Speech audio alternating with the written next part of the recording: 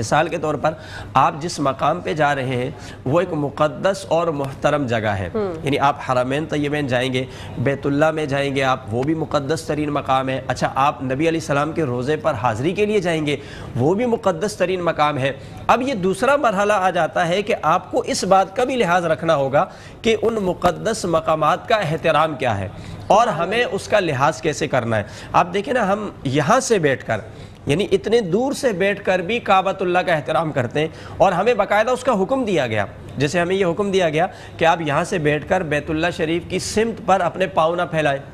اس سمت پر لیٹے نہیں آپ، یہ اس کا احترام ہے نا، یہ اس کا ادب سکھایا گیا۔ اچھا جب اتنے دور سے اتنا احترام ہے تو پھر جب آپ اس مقدس سرزمین میں چلے جائیں گے جو انبیاء علیہ السلام کا مسکن ہے، جہاں پر اللہ کے پیارے رسول صلی اللہ علیہ وسلم اپنے شب و روز بسر کرتے رہے ہیں، اچھا جس مقدس مقام پر اللہ کی رحمتوں کا نزول ہوتا ہے، اچھا بیت اللہ وہ مقام ہے کہ جو سب سے پہلا گھر کہلاتا ہے۔ ان اول بیت وضع للناس للذی ببکۃ مبارکہ، اللہ نے فرمایا کہ جو سب سے پہلا گھر زمین پر بنایا گیا بندوں کے لیے عبادت کے لیے وہ بیت اللہ شریف ہے، جو مکہ کے اندر ہے، جو انتہائی متبرک ہے اور جس میں عالمین کے لیے ہدایت رکھی گئی ہے، جو وہاں پر چلا جاتا ہے وہ امن میں داخل ہو جاتا ہے۔ تو یعنی اتنا مقدس مقام ہے تو وہاں پر آپ کو اس کا ادب احترام اس کا بھی لحاظ رکھنا ہوگا، کہیں ایسا نہ ہو کہ رش کی وجہ سے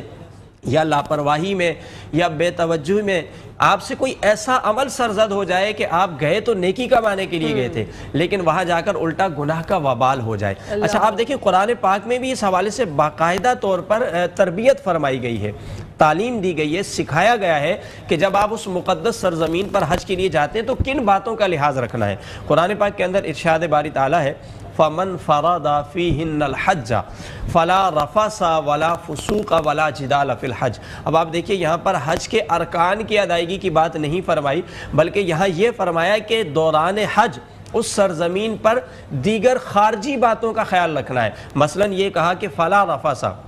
کوئی فحش باتیں نہیں کرنی ہے، کوئی بے حیائی کی باتیں نہیں کرنی ہے، ولا فسوق فرمایا کوئی گناہ کے کام وہاں پر نہیں کرنے ہیں، اور ولا جدال فرمایا لڑائی جھگڑا نہیں کرنا ہے۔ اب دیکھیں یہ وہ باتیں ہیں جو حج سے خارج ہیں، لیکن چونکہ اس کا تعلق انسان کی طبیعت اور عادت کے ساتھ ہے، انسان کے معمولات کے ساتھ ہے، اور یہ تمام باتیں وہ ہیں کہ جس میں لڑائی جھگڑا ہے، گناہ ہے، کوئی فحش باتیں ہیں جو اس مقدس سرزمین کے آداب کے خلاف ہے۔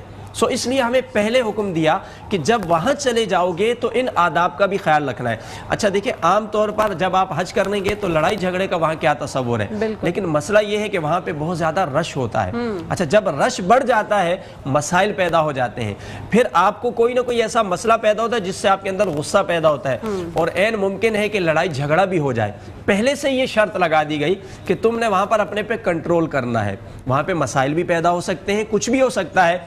تم چونکہ اللہ کے گھر کی زیارت کے لیے گئے ہو، مقدس مقامات کی زیارت کے لیے اور اللہ کو راضی کرنے کے لیے، اس لیے تمہیں خارجی باتوں کا بھی خیال رکھنا ہے۔ صرف یہ نہیں کہ وہاں تم نے عبادت ہی کرنی ہے، نماز پڑھنی ہے اور لبیک کی صدائیں بلند کرنی ہے، طواف کرنا ہے، نہیں، اس کے ساتھ ساتھ تمہیں لوگوں کے حقوق کا بھی خیال کرنا ہے، یعنی کسی کو تکلیف نہ پہنچے تمہاری ذات سے، کوئی ایسا عمل نہ کرو کہ جس سے کوئی شخص ناراض ہو جائے، کیونکہ وہاں اس مقدس سرزمین میں کسی کو ناراض کرنا یہ اللہ کی ناراضگی کا بھی سبب بن سکتا ہے۔ اچھا آپ دیکھیں زیادہ عرصہ وہاں قیام کرنا،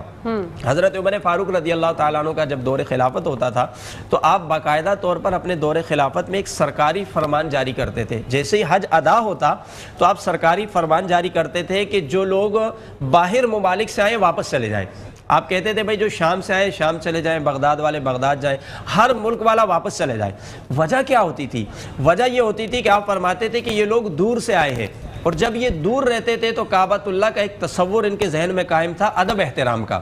اب جب بہت زیادہ عرصہ یہاں قیام کریں گے تو بے تکلف ہو جائیں گے، اور ہو سکتا ہے اس بے تکلفانہ انداز میں یہاں کی مقدس سرزمین یا بیت اللہ کی تعظیم میں کوئی فرق نہ آ جائے۔ اس لیے آپ فرماتے تھے جلدی واپس چلے جاؤ حج کر کے، تاکہ طویل عرصہ قیام کی وجہ سے تمہارے دل میں جو احترام ہے اس میں کمی پیدا نہ ہو جائے۔